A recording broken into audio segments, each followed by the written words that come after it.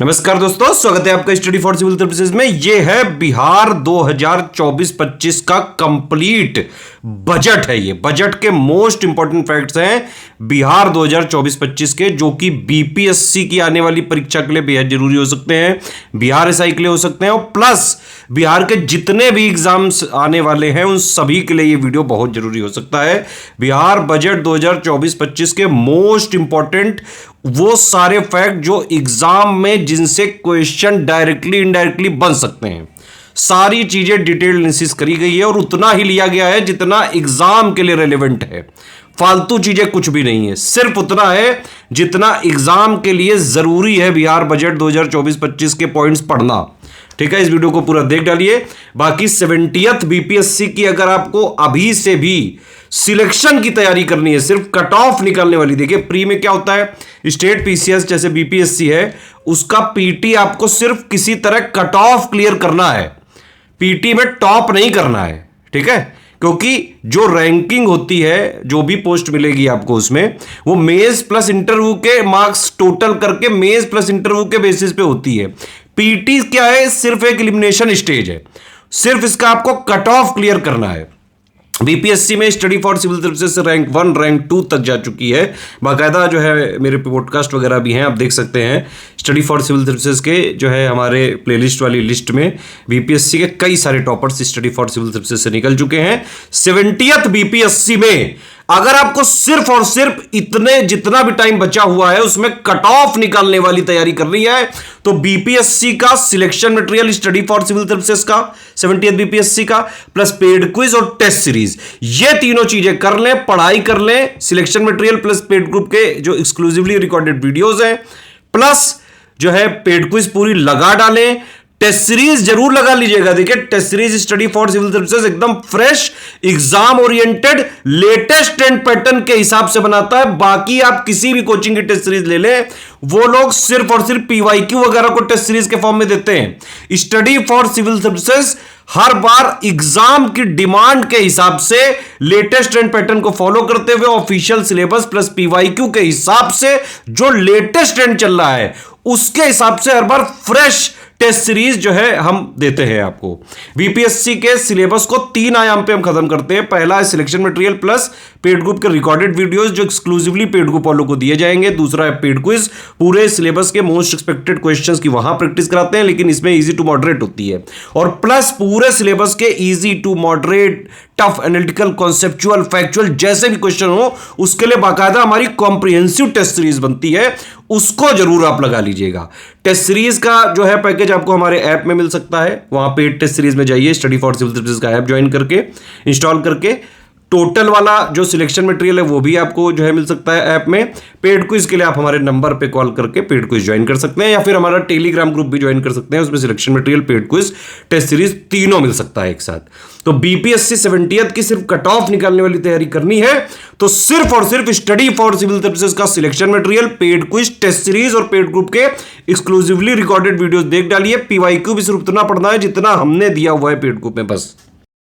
BPSC prelims के video classes में बिहार का बजट 2024-25 का हम लोग देख लेते हैं। इसकी मेजर हाइलाइट्स पहले और जो मोस्ट इंपॉर्टेंट फैक्ट्स हैं इनको देख लेते हैं। 2 क्वेश्चन तक आपके एग्जाम में प्रीलिम्स में इससे आ सकते हैं। बिहार सरकार ने 13 फरवरी 2024 को बजट पेश किया था 2024-25 के लिए। 2,78,725.72 करोड़ रुपए का बजट था। बिहार के उप मुख्यमंत्री सम्राट चौधरी ने बजट पेश करते हुए कहा था कि चालू वित्तीय वर्ष 2023-24 में राज्य में 2.5 करोड़ लोग गरीबी रेखा से बाहर आए हैं। 2023-24 में राज्य ने 10.64% की विकास दर दर्ज की है। बजट में शिक्षा, ग्रामीण विकास, समाज कल्याण, ग्रामीण कार्य, स्वास्थ्य क्षेत्र पर सबसे ज्यादा फोकस किया गया है। वित्त वर्ष 2024-25 का कुल व्यय बजट अनुमान 2,78,725.72 करोड़ रुपए, जो वित्तीय वर्ष 2023-24 के बजट अनुमान से कितना ज्यादा है, 16,840.32 करोड़ रुपए ज्यादा है। वित्तीय वर्ष 2024-25 में स्थापना एवं प्रतिबद्ध व्यय यानी कि इंफ्रास्ट्रक्चर और कमिटेड एक्सपेंडिचर जो होता है, एस्टैब्लिशमेंट एंड कमिटमेंट एक्सपेंडिचर जो होता है, इसका बजट अनुमान रखा गया 1,78,706 करोड़ रुपए, जो वित्तीय वर्ष 2023-24 की तुलना में 16,000 करोड़ रुपए अधिक है। 16,850 ये 42 करोड़ रुपए अधिक है। स्कीम का अनुमान वित्तीय वर्ष 2024-25 में स्कीम एलोकेशन जो है कितना किया गया है, स्कीम परिव्यय, स्कीम एस्टिमेट किया गया है 1 लाख करोड़ रुपए। सुशासन के कार्यक्रम 2020-25 के अंतर्गत आत्मनिर्भर बिहार के लिए 7 निश्चय 2.0 जो चल रहा है, 7 निश्चय 2.0 की अवधि है 2020 से 2025 तक। वित्तीय वर्ष 2024-25 में विभिन्न विभागों के अंतर्गत कुल बजट प्रावधान 5040 करोड़ रुपए किया गया है। वित्तीय वर्ष 2024-25 में राजस्व व्यय यानी कि रेवेन्यू एक्सपेंडिचर 2,25,676.99 करोड़ रुपए अनुमानित किया गया है, जो पिछले साल की तुलना में 17,828 करोड़ रुपए अधिक है। 2024-25 में कुल पूंजीगत व्यय यानी कैपिटल एक्सपेंडिचर 53,048.72 करोड़ रुपए यहाँ पर एस्टिमेट किया गया है। राजस्व और पूंजीगत व्यय क्रमशः कितना आंका गया है, 225,676 और 53,048.72 करोड़ रुपए, जो कुल अनुमानित बजट का क्रमशः 80.97% और 19.03% हिस्सा है। तो जो बजट है उसमें रेवेन्यू एक्सपेंडिचर का कितना हिस्सा है, लगभग 81% और लगभग 19% हिस्सा है कैपिटल एक्सपेंडिचर का। अब डेवलपमेंट एक्सपेंडिचर कितना है और नॉन डेवलपमेंट एक्सपेंडिचर कितना है, तो डेवलपमेंट एक्सपेंडिचर यहाँ पर किया जाएगा करीब 63.46% और नॉन डेवलपमेंट एक्सपेंडिचर किया जाएगा करीब 36.54%। वित्तीय वर्ष 2024-25 में कुल राजस्व प्राप्ति कितनी अनुमानित की गई है, 226,798.40 करोड़ रुपए अनुमानित की गई है रेवेन्यू रिसीट, जो वित्तीय वर्ष की तुलना में पिछले वित्तीय वर्ष की तुलना में 14,471 करोड़ रुपए अधिक है। तो इस तरीके से है। कुछ यहाँ पे और डेटा दिया हुआ है, थोड़ा सा चार्ट से आपको ज़्यादा अच्छे समझ में आएगा, इसको हम लोग देख लेते हैं। इस तरीके से इसको समझिए, ये बजट का साइज है 278,725.72 करोड़ रुपए, ये आपका टोटल बजट है। टोटली बिहार का बजट है 2024-25 के लिए। इसको दो भागों में यहाँ पर बांटा। एक स्कीम एक्सपेंडिचर 1 लाख करोड़ रुपए करीब 1 लाख करोड़ रुपए करीब इतना है, मतलब 1,000,1963 करोड़ रुपीस। और स्थापना और प्रतिबद्ध व्यय यानी कि स्टैब्लिशमेंट और कमिटमेंट एक्सपेंडिचर 71,706.09 करोड़ रुपए, ये दो हिस्से हो गए इसके। अब प्रतिबद्ध व्यय को भी यहाँ पे इस तरीके से बांटा गया है, यानी कि जो कमिटमेंट एक्सपेंडिचर है उसमें सबसे बड़ा हिस्सा किसका है, सैलरी का। और सैलरी जो जाती है उसमें स्थापना एवं प्रतिबद्ध मद में सबसे ज़्यादा हिस्सा जाता है।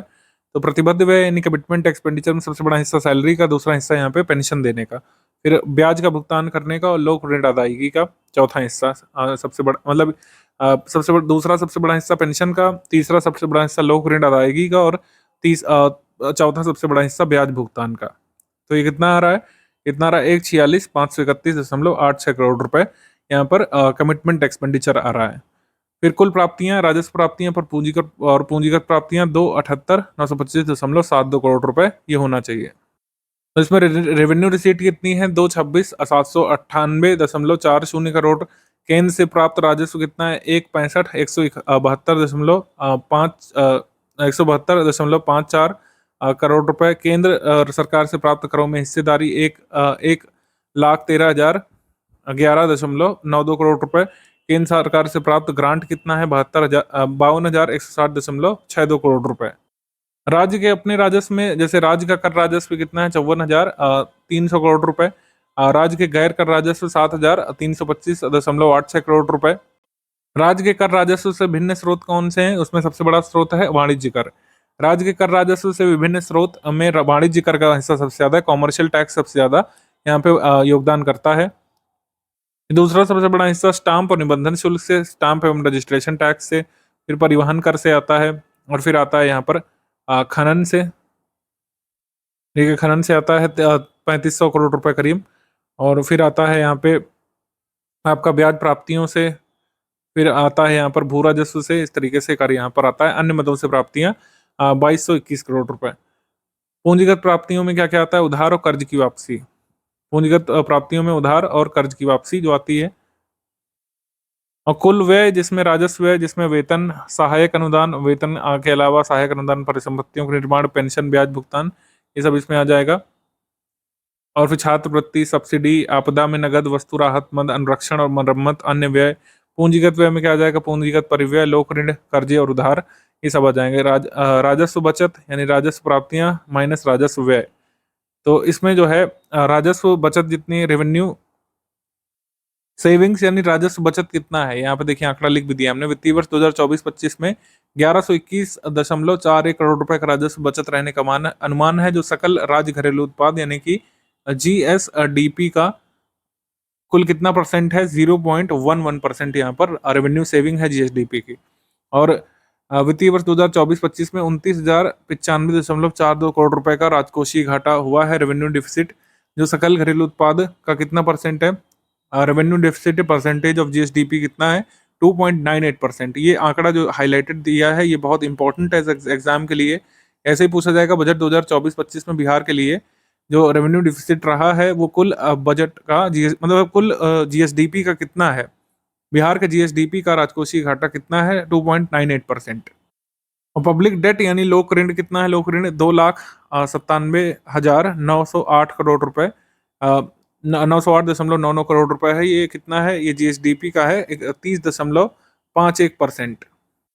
और यही ऋण 2024-25 के अंत तक कितना रह जाएगा, जीएसडीपी का 35.67% यहाँ पे पब्लिक डेट यहाँ पे रह जाएगा। तो ये यहाँ पे जो जरूरी आंकड़ा है वो हमने आपको बताया। यहाँ पे जरूरी आंकड़ा ये है कि राजकोषीय घाटा परसेंटेज ऑफ जीएसडीपी कितना है, 2.98%, और रेवेन्यू सेविंग कितनी है, 0.11% जीएसडीपी की।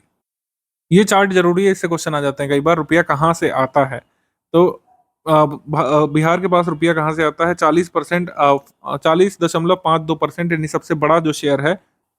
सेंट्रल टैक्सेस में जो राज्य का शेयर होता है वो सबसे बड़ा हिस्सा है इसमें। और फिर ये वाला हिस्सा मतलब ये सेकंड लार्जेस्ट ये वाला है, ग्रीन वाला, 19.47%। ये क्या है, राज्य सरकार के कर राजस्व, राज्य सरकार के यानी states own taxes. States own tax revenue second largest है, सेकंड।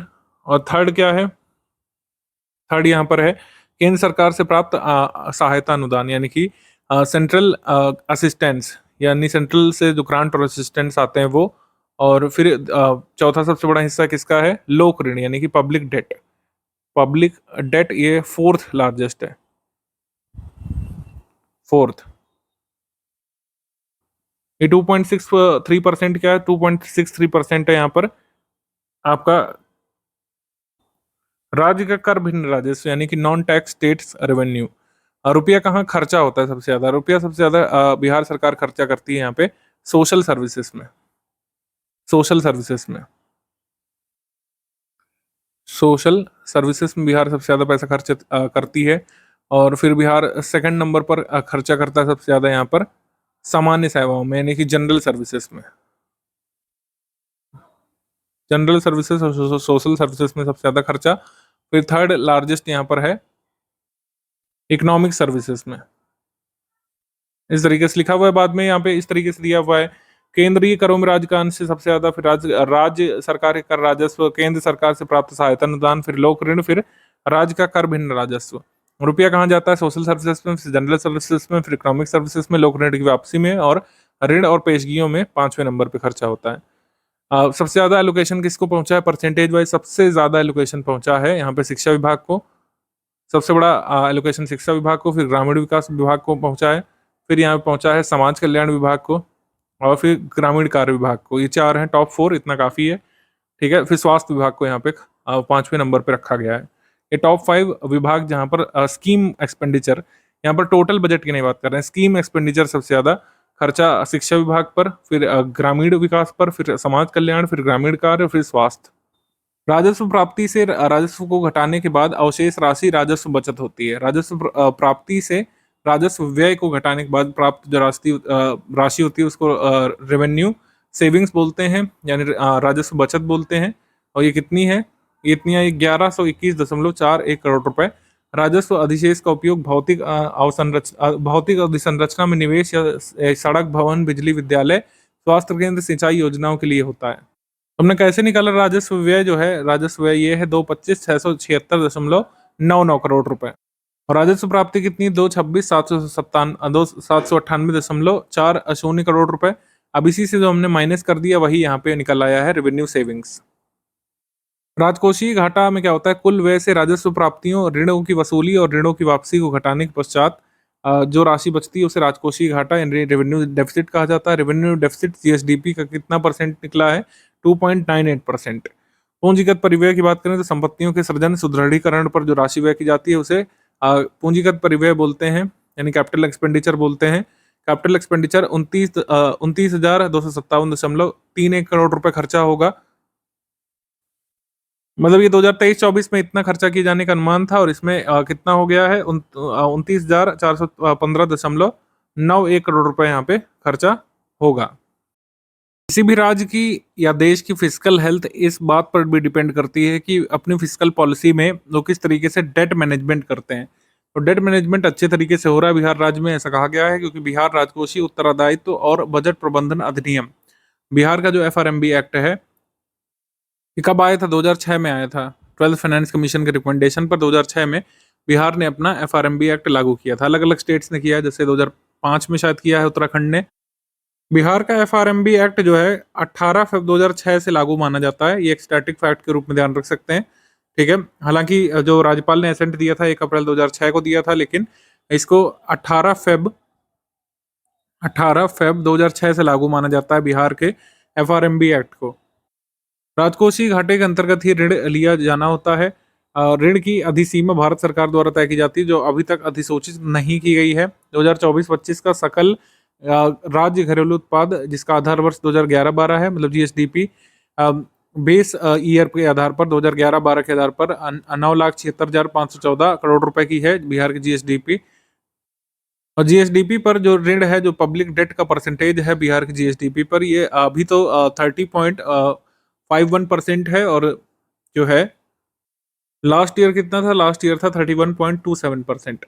राजकोषीय प्रबंधन की बात करें तो बिहार राजकोषीय उत्तरदायित्व और बजट प्रबंधन नियमावली 2022 अधिसूचित की गई है। इसमें 3% की यहाँ पर फाइनली यहाँ पे दर निर्धारित की गई है। मतलब राजकोषीय घाटा कितना अधिकतम रह सकता है? 3.0%। राजकोषीय घाटा आया कितना है इस साल? 2.98% आया, यानी कि 3% से कम है। तो इसी वजह से यहाँ पर बिहार सरकार क्लेम कर रही है कि इनकी फिस्कल हेल्थ अच्छी है। अनुसूचित जाति और अनुसूचित जनजातियों के लिए खंडांकित राशि, ये वह राशि होती है जो अनुसूचित जनजातियों के समुदाय के लाभ के लिए ही खर्चा की जाती है। अन्य लाभ में इसका खर्च नहीं किया जा सकता है। अन्य किसी मद में इसका खर्च नहीं किया जा सकता है। 2024-25 में अनुसूचित जातियों के लिए विशेष घटक योजना के अंतर्गत 17,049.70 करोड़ रुपए की राशि प्रावधानित की गई है।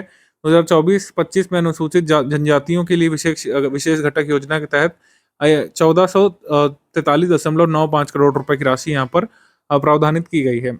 शिक्षा विभाग के लिए 52,639.03 करोड़ रुपए का बजट पास किया गया है, जिसमें राजस्व मद में 50,690.81 करोड़ रुपए और पूंजीगत मद में 1948.22 करोड़ रुपए प्रस्तावित हैं। तो मतलब ज़्यादातर खर्चा यहाँ पर किया जाएगा शिक्षा विभाग में, टीचर्स को सैलरी देने में, पेंशन देने में, इन सब में।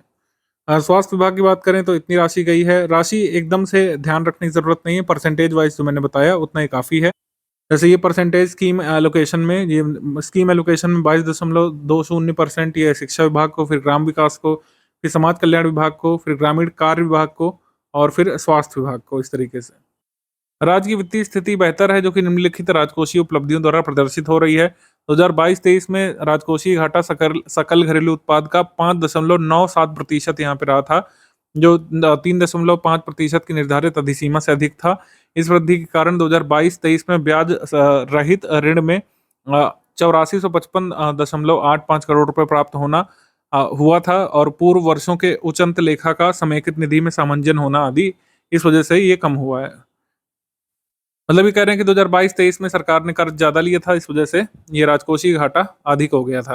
राजकोषीय घाटा 5.97% यहाँ पर पहुंच गया था 2022-23 में। 22-23 के अंत में लोक ऋण इतने रुपए रहा था, जो सकल घरेलू उत्पाद का 32.32% था। वहीं 31 मार्च 2023 के अंत तक लोक ऋण और अन्य दायित्व सहित कुल देनदारी कितनी थी? जीएसडीपी की जीएसडीपी कितने परसेंट हो गई थी? 39.03%। और ये 15वें वित्त आयोग द्वारा निर्धारित अधिसीमा जो है 40.8% के अधीन रही थी। 2022-23 में ब्याज भुगतान कुल राजस्व प्राप्ति का 8.79% रहा था। बता रहे राज्य में वाहनों की बिक्री और निबंधन से उत्तरोत्तर कर वृद्धि हुई है। 2022-23 में 3000 करोड़ रुपए का वार्षिक लक्ष्य के विरुद्ध ज़्यादा यहाँ पे राजस्व संग्रहण किया गया था। यहाँ पर रजिस्ट्रेशन और निबंधन में वाहन रजिस्ट्रेशन में जो है 3000 करोड़ रुपए के लक्ष्य से ज़्यादा यहाँ पे राजस्व संग्रहण किया गया था। इसके बाद हम यहाँ पे देखेंगे बिहार बजट भाषण 2024-25 संबंधित महत्वपूर्ण तथ्य। आईएमएफ के आकलन के अनुसार वैश्विक स्तर पर आर्थिक वृद्धि दर 2022-23 में 3.1% रही थी, जबकि देश की अर्थव्यवस्था की वृद्धि दर 7.24% रही थी, राष्ट्रीय सांख्यिकी कार्यालय के आंकड़ों के अनुसार। इस अवधि में बिहार की अर्थव्यवस्था 10.64% की वृद्धि के साथ काफी तेजी से बढ़ रही है, जो कि एक बड़ी उपलब्धि है। बिहार की ये वृद्धि देश की अन्य राज्यों और केंद्र शासित प्रदेशों से अधिक है, जबकि 10.2% के साथ असम दूसरे स्थान पर और 9.2% के साथ दिल्ली तीसरे स्थान पर है। मतलब सारे स्टेट्स में सबसे ज्यादा जो है जीएसडीपी ग्रोथ किसने शो की है? बिहार ने। विगत एक दशक में सकल राज्य घरेलू उत्पाद के आकार में 1.5 गुना से अधिक वृद्धि दर्ज की गई है। यानी कि बिहार का जीएसडीपी जो है पिछले एक दशक में 1.5 पर मतलब 1.5 गुना हो गया है, 1.5x हो गया है। आधार वर्ष 2011-12 के स्थिर मूल्य पर वर्ष 2012-13 में 2.57 लाख करोड़ रुपए की जीएसडीपी थी बिहार की, लेकिन 22-23 में 4.42 लाख करोड़ रुपए की ये हो गई है। औद्योगिक क्षेत्र में राज्य सरकार के अनेक नीतिगत हस्तक्षेपों से जैसे कि निवेश प्रोत्साहन नीति, स्टार्टअप नीति का प्रभाव राज्य के निर्माण क्षेत्र में देखने को मिला है, और इस तरीके से 4 गुना लगभग यहाँ पर उद्योग क्षेत्र बढ़ गया है, ऐसा कहना है। तो पिछले एक दशक में 4 गुना यहाँ पर राज्य के विनिर्माण क्षेत्र में वृद्धि देखने को मिली है। बिहार में परिवहन और संचार के क्षेत्र का आकार 20,372 करोड़ रुपए से बढ़कर के 10 सालों में कितना हो गया है? 46,729 करोड़ रुपए का हो गया है, 2 गुना से अधिक वृद्धि दर्ज की गई है। पशुपालन प्रक्षेत्र का आकार 12,525 करोड़ रुपए से बढ़कर के 28,621 करोड़ रुपए हो गया है। मत्स्य पालन क्षेत्र भी बढ़ा है यहाँ पर, ठीक है। 2 गुना से अधिक वृद्धि यहाँ पर पिछले 10 वर्षों में हुई है। अद्यतन उपलब्ध प्रतिदर्श निबंध प्रणाली यानी एसआरएस के आंकड़ों के अनुसार वर्ष 2015-17 और 2018 से 20 के बीच मात्र मृत्यु दर में बिहार में 47 अंकों की गिरावट दर्ज की गई है। राष्ट्रीय स्तर पर यह गिरावट 25 अंक की रही है। जाहिर सी बात है कि बिहार में ज्यादा रहा था यहाँ पे एमएमआर, तो ज्यादा ही यहाँ पे वृद्धि हुई, मतलब ज्यादा ही गिरावट आई, क्योंकि पहले ही एमएमआर काफी ज्यादा था बिहार में। इस प्रकार बिहार में मात्र मृत्यु दर की गिरावट औसत स्तर से बेहतर है, राष्ट्रीय औसत से बेहतर है। मातृत्व स्वास्थ्य में सुधार किसी भी राज्य के लिए बेहतर लोक सेवाओं का आईना होता है। संस्थागत प्रसव के मामले में जहां बिहार 2005-6 से 2019-20 की अवधि में लगभग 56.3% अंगों की वृद्धि हुई है। शिक्षा के क्षेत्र में प्राथमिक, उच्च प्राथमिक और माध्यमिक स्तरों पर ड्रॉप आउट में भारी गिरावट दर्ज की गई है। स्कूल ड्रॉप आउट्स बहुत कम हुए हैं बिहार में। स्कूल ड्रॉप आउट्स की प्रतिशतता में कमी तीनों ही स्तर पर देखी गई है, प्राथमिक शिक्षा में, उच्च प्राथमिक में यानी कि हायर सेकेंडरी में, और माध्यमिक स्तर पर। हर घर नल का जल योजना के सफल क्रियान्वयन के परिणाम स्वरूप नल का जल आच्छादन वर्ष 2015 के मात्र 2% से बढ़कर अब लगभग 7% यहाँ पे हो गया है। और भारत सरकार के जल शक्ति मंत्रालय के अधीन जल जीवन सर्वेक्षण रैंकिंग में देश के शीर्ष 5 जिलों में बिहार के 4 जिले आते हैं: समस्तीपुर, शेखपुरा, सुपौल और बांका।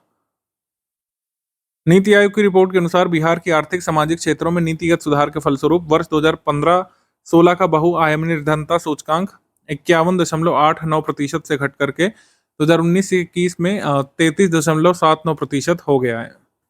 यह आंकड़ा आपसे पूछा जा सकता है क्योंकि यूकेपीएससी का भी जो पेपर हुआ था उसमें यही आंकड़ा पूछा गया था। यूकेपीएससी का पेपर हुआ था 15 जुलाई को, उत्तराखंड पीसीएस का प्रीलिम्स हुआ था, उसमें पूछा गया था कि मतलब इसी आंकड़ों में 2019 से 21 के बीच उत्तराखंड में ये कह सकते हैं MPI, multi dimensional poverty index, कितना परसेंट रह गया है।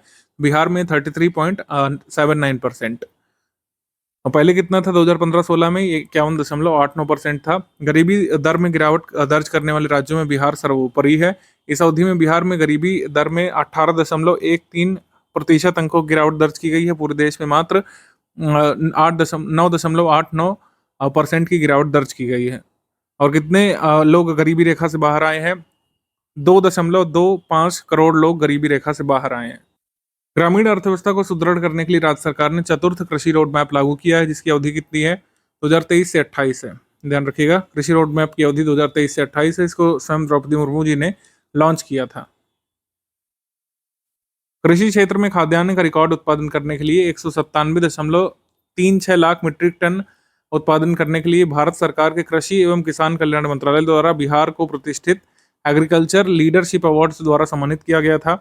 सूचना प्रौद्योगिकी के प्रभावी उपयोग और राज्य में ITES और ESDM उद्योगों के विकास के लिए अनुकूल वातावरण तैयार करने के लिए देश में ITES और ESDM कंपनियों के लिए शीर्ष निवेश गंतव्य के रूप में बिहार आईटी पॉलिसी 2024 लागू की गई है। ये नीति 5 वर्षों के लिए लागू रहेगी। ये मुख्य उद्देश्य आईटी प्रक्षेत्र में युवाओं के लिए लाभकारी रोजगार अवसर सृजित करना, रोजगार की क्षमता को बढ़ाना, एक स्थायी कौशल पारिस्थितिकी तंत्र विकसित करना, ये सब शामिल है। आईटी का मतलब यहाँ पर इंफॉर्मेशन टेक्नोलॉजी है, ITES का मतलब इंफॉर्मेशन टेक्नोलॉजी इनेबल्ड सर्विसेज, और ESDM का यहाँ पर मतलब है electronic systems and design manufacturing companies, electronic systems and design manufacturing companies. राज्य के अपने कर राजस्व के अंतर्गत वाणिज्य कर विभाग ने जीएसटी सहित 2022-23 में 35,887 करोड़ रुपए के लक्ष्य की तुलना में 34,269.43 करोड़ रुपए का लक्ष्य कर संग्रहण किया है, जो मतलब 100% से करीब ये 4.51% पीछे रह गए। 95.49% लक्ष्य हासिल कर लिया। राज्य के आर्थिक विकास को सुदृढ़ और समावेशी बनाने के लिए वर्ष 2024-25 के कुल बजट का लगभग 63.46% राशि विकास मूलक पदों में गणांकित किया गया है। विकसित बिहार कार्यक्रम के अंतर्गत 2015-20 में 7 निश्चय फर्स्ट और 2020 से 25 की अवधि के लिए 7 निश्चय 2 योजना को संपूर्ण राज्य में लागू किया जा रहा है। 7 निश्चय फर्स्ट के अंतर्गत आरक्षित रोजगार, महिलाओं का अधिकार और हर घर बिजली निश्चय के लक्ष्य प्राप्त किए जा चुके हैं। तो 7 निश्चय 1 के तहत जो आरक्षित रोजगार, महिलाओं का अधिकार जो है और हर घर बिजली निश्चय के लक्ष्य प्राप्त किए जा चुके हैं। तो 7 निश्चय के 2 लक्ष्य प्राप्त किए जा चुके हैं, ध्यान रखिएगा। ऐसे पूछ सकते हैं कि कौन से लक्ष्य प्राप्त हो चुके हैं। स्मार्ट प्रीपेड मीटर इंस्टॉलेशन में बिहार राज्य पहले स्थान पर है। ये हमने कई बार करंट अफेयर में भी करवाया। 7 निश्चय 2 के अंतर्गत वित्तीय वर्ष 24-25 में कुल 5,040 करोड़ रुपए का प्रावधान इसमें किया गया है। बिहार सरकार की महत्वाकांक्षी परियोजना जीविका बिहार में महिलाओं के विकास, सशक्तिकरण और ग्रामीण गरीबी के उन्मूलन हेतु कार्यरत है। वर्ष 2024-25 में 1.03 लाख नए समूहों का गठन किया जाना प्रस्तावित है। वित्तीय वर्ष 2024-25 में नवगठित जो SHG है उनको जीविकोपार्जन संवर्धन हेतु 150 करोड़ रुपए का लोकेशन किया गया है। जीविका दीदियों द्वारा लगभग 2,000 नए ग्राहक सेवा केंद्र खोले जाने का लक्ष्य है। 4 लाख जीविका दीदियों को बीमा से आच्छादित करने का लक्ष्य रखा गया है। 1 करोड़ 4 लाख जीविका दीदियों को बीमा से आच्छादित करने का लक्ष्य रखा गया है। महिलाओं द्वारा 85 जैविक खेती क्लस्टर विकसित किए जा रहे हैं। जीविका दीदी की रसोई खोलने का लक्ष्य 50 2024-25 तक। 35,000 युवाओं को प्रशिक्षित कर उन्हें नियोजित स्वनियोजित करने का लक्ष्य रखा गया है। 2024-25 में जीविका द्वारा राज्य के बाहर 2 केंद्र खोले जाएंगे। बिहार प्रवासी संसाधन केंद्र दिल्ली में और बेंगलोर में स्थापित किए जाने का लक्ष्य रखा गया है। मतलब ये एक्चुअली कर लिया गया है, ये टारगेट अचीव कर लिया गया है। बिहार प्रवासी संसाधन केंद्र दिल्ली में और बेंगलोर में है। महिला सशक्तिकरण के अंतर्गत नगर निगम पटना में स्लम में रह रही महिलाओं के उद्यमिता को बढ़ावा देने के लिए स्वच्छांगिनी परियोजना का शुभारंभ किया गया है। तो स्वच्छांगिनी प्रोजेक्ट इससे एसोसिएटेड है महिलाओं की उद्यमिता संवर्धन के लिए, एंटरप्रेन्योरशिप प्रमोशन अमंग वुमेन, और खासकर जो पटना में स्लम में रह रही महिलाएं उनके लिए है। परियोजना का मुख्य लक्ष्य इन महिलाओं को उद्योग से जोड़कर उनको स्वरोजगार का अवसर देना है और चहुमुखी विकास प्रेरित करना है। पूर्व में राज्य में 6 सरकारी मेडिकल कॉलेज अस्पताल थे। 13 सरकारी मेडिकल कॉलेज खोले गए हैं और अस्पताल चल रहे हैं। 15 नए मेडिकल कॉलेज और अस्पताल स्वीकृत किए गए हैं। तो पहले 6 थे, अब 13 नए सरकारी, मतलब 13 हैं कुल मिलाकर के सरकारी मेडिकल कॉलेज और अस्पताल। श्री कृष्ण मेडिकल कॉलेज एवं अस्पताल मुजफ्फरपुर के परिसर में टाटा मेमोरियल अस्पताल मुंबई के सहयोग से होमी भाभा कैंसर अस्पताल और रिसर्च सेंटर स्थापित किया गया है। फिर बाद में इसमें बताया गया कि आयुष्मान भारत प्रधानमंत्री जन आरोग्य योजना के लाभार्थियों को चयनित किया जा रहा है 2011 के सेंसस के डेटा के आधार पर। मुख्यमंत्री नारी शक्ति योजना अंतर्गत सिविल सेवा प्रोत्साहन राशि, इस योजना के तहत संघ लोक सेवा आयोग नई दिल्ली और बिहार राज्य लोक सेवा आयोग पटना द्वारा आयोजित सिविल सेवा प्रतियोगिता परीक्षाओं के प्रारंभिक परीक्षा में उत्तीर्ण होने वाली महिला अभ्यर्थी को मुख्य परीक्षा की तैयारी हेतु मतलब यूपीएससी करेंगे अगर मेंस और इंटरव्यू की तैयारी तो 1 लाख रुपए, और बीपीएससी करेंगे तो 50,000 रुपए यहाँ पर मिलते हैं बिहार सरकार की तरफ से मुख्यमंत्री नारी शक्ति योजना के अंतर्गत। वर्ष 2023 में बिहार विद्यालय परीक्षा समिति द्वारा कुम्हरार पटना स्थित पंचशील विद्यालय में कुल 5 एकड़ में बापू परीक्षा परिसर का निर्माण किया गया था, जिसमें एक साथ 20,000 से अधिक परीक्षार्थियों के बैठने की क्षमता है। तो बापू परीक्षा परिसर कहाँ पे है? कुम्हरार पटना में। ज्ञान भवन पटना में 13-14 दिसंबर को बिहार बिजनेस कनेक्ट 2023 का आयोजन किया गया था, जिसमें देश विदेश से 600 निवेशकों ने भाग लिया था। प्रमुख कंपनी और उद्योग विभाग के बीच प्रमुख कंपनी और उद्योग विभाग बिहार के बीच यहाँ पर निवेश प्रस्ताव और कई समझौते किए गए थे। बिहार लॉजिस्टिक्स पॉलिसी 2023 का लोकार्पण किया गया था, ये सब कहा गया है। पटना के बिहटा स्थित सिकंदरपुर औद्योगिक क्षेत्र में प्लग एंड प्ले शेड का उद्घाटन किया गया था। तो पटना के बिहटा में सिकंदरपुर औद्योगिक क्षेत्र में प्लग एंड प्ले शेड का उद्घाटन किया गया था। हाथों और औजारों की मदद से काम करने वाली कारीगरों और शिल्पकारों की सहायता के उद्देश्य से 17 सितंबर 2023 को पीएम विश्वकर्मा योजना का शुभारंभ किया गया था। 18 व्यवसायों को इसमें शामिल किया गया है।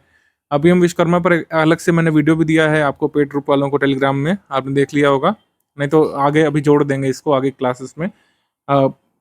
ये जो है ना प्रधानमंत्री विश्वकर्मा योजना बहुत एक्सपेक्टेड है। 70th बीपीएससी वाले इसको जरूर देखिएगा, 71 वाले भी देखिएगा, बहुत इंपॉर्टेंट है। बिहार राज्य के लिए चतुर्थ कृषि रोड मैप का शुभारंभ माननीय द्रौपदी मुर्मू द्वारा 18 अक्टूबर 2023 को किया गया था। इसमें कितने राशि का प्रावधान है? 1,62,268.78 करोड़ रुपए का सैद्धांतिक स्वीकृति इसको मिल चुकी है। बिहार राज्य की अर्थव्यवस्था का विकास कृषि के विकास पर निर्भर है। राज्य की 76% आबादी कृषि कार्यों में संलग्न है। ये फिगर जरूरी है, स्टेटमेंट में आ सकता है, 4 स्टेटमेंट वाले क्वेश्चन बीपीएससी बना रहा है आजकल। 76% आबादी कृषि कार्यों पर आश्रित है। कृषि क्षेत्र के समेकित विकास के लिए राज्य सरकार ने वर्ष 2008 से लगातार कृषि रोड मैप लागू किया था। 2008 से 12 तक प्रथम रोड मैप, 2012-17 तक द्वितीय, 17 से 23 तक जो है तृतीय था, और जो है चौथा है 2027 से 28 तक। पान विकास के लिए बिदुपुर वैशाली में सेंटर ऑफ एक्सीलेंस स्थापित किए जाने की स्वीकृति दी गई है। बिदुपुर वैशाली में पान का बीटल लीफ का सेंटर ऑफ एक्सीलेंस बनेगा। बिहार मोटे पोषक अनाज मूल्य श्रृंखला के लिए सेंटर ऑफ एक्सीलेंस केंद्र संचालन और शोध कार्य हेतु कृषि विभाग बिहार सरकार के साथ इक्री सैट हैदराबाद और राजेंद्र प्रसाद कृषि केंद्रीय विश्वविद्यालय केंद्रीय कृषि विश्वविद्यालय पूसा समस्तीपुर के साथ काम कर रहा है। बिहार कृषि विश्वविद्यालय सबौर भागलपुर के साथ काम कर रहा है। गया जिले में 12 चट्टी प्रक्षेत्र पर भूमि और जल संरक्षण का मॉडल प्रदर्शन केंद्र की स्वीकृति मिल गई है। भूमि एवं जल संरक्षण का मॉडल प्रदर्शन केंद्र कहाँ बनेगा? गया जिले के 12 छट्टी में। बीज के क्षेत्र में बिहार को आत्मनिर्भर बनाने के लिए 102 करोड़ रुपए की लागत से 100 सीड हब विकसित किए जाएंगे।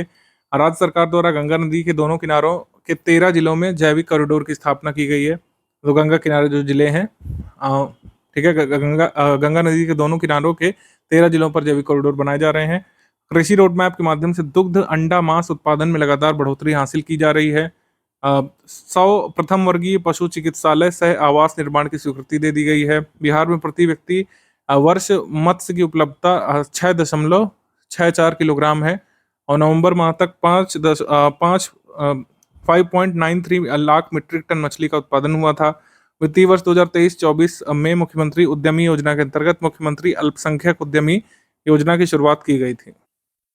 बिहार बजट में सरकार की प्राथमिकताएं: नियुक्ति, रोजगार पहली, फिर महिला सशक्तिकरण, फिर विभिन्न वर्गों का कल्याण, स्वास्थ्य प्रक्षेत्र, शिक्षा प्रक्षेत्र यानी कि एजुकेशन सेक्टर, हेल्थ सेक्टर, कृषि और ग्रामीण विकास, उद्योग और उद्यमिता विकास, पर्यावरण संरक्षण और हरित विकास।